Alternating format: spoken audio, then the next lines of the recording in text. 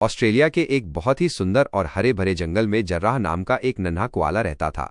जर्राह को अपने नीलगिरी के पेड़ पर बैठना और ताज़ा पत्तियां खाना बहुत पसंद था। वो बहुत शांत स्वभाव का था और हमेशा सोच समझकर काम करता था। एक दोपहर जब सूरज बहुत तेज चमक रहा था, जर्राह ने हवा में कुछ अजीब महसूस किया। नीले आसमान का रंग धीरे धीरे नारंगी होने लगा था और दूर से धुएं की हल्की गंध आ रही थी।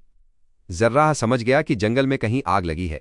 तभी किर्रा नाम की एक कुकाबुरा चिड़िया तेजी से उड़ती हुई जर्राह के पास आई। जर्राह, भागो, जंगल के उस पार आग बहुत तेजी से बढ़ रही है, किर्रा ने घबराते हुए कहा। जंगल के बाकी जानवर भी डरकर इधर उधर भागने लगे थे। जर्राह को अपनी माँ की दी हुई सीख याद आई, जब भी कोई मुसीबत आए तो घबराना नहीं, धीरज रखो और पहले अपना रास्ता तय करो। जर्राह ने नीचे देखा और दूर दिखाई देने वाली रेतीली और पथरीली नदी के बारे में सोचा। किर्रा ने कहा, तुम इतनी देर क्यों कर रहे हो, जल्दी करो।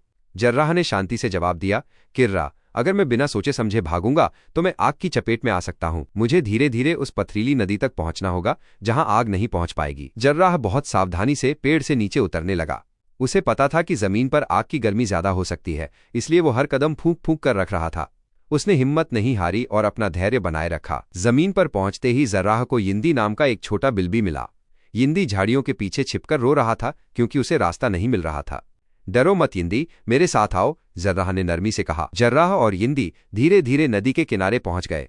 वहां पानी बहुत कम था, लेकिन बड़ी बड़ी ठंडी चट्टानें और गीली मिट्टी थी। जर्राह ने यिंदी को एक गहरी चट्टान के नीचे सुरक्षित जगह पर बैठा दिया और खुद भी वहीं दुबक गया। कुछ ही देर में आग की लपटें वहां से गुजरी, लेकिन चट्टान की ओट और गीली मिट्टी की वजह से जर्राह और यिंदी बिल्कुल सुरक्षित रहे। जर्राह के धैर्य ने आज न केवल उसकी बल्कि उसके छोटे दोस्त की भी जान बचा ली थी। जल्द ही आसमान से ठंडी बारिश की बूंदें गिरने लगीं और आग बुझ गई। किर्रा वापस आई और जर्राह की समझदारी की तारीफ की। जर्राह ने मुस्कुराते हुए फिर से अपनी ताज़ा पत्तियों की तलाश शुरू की, ये जानते हुए कि समझदारी और धीरज ही सबसे बड़ी ताकत है।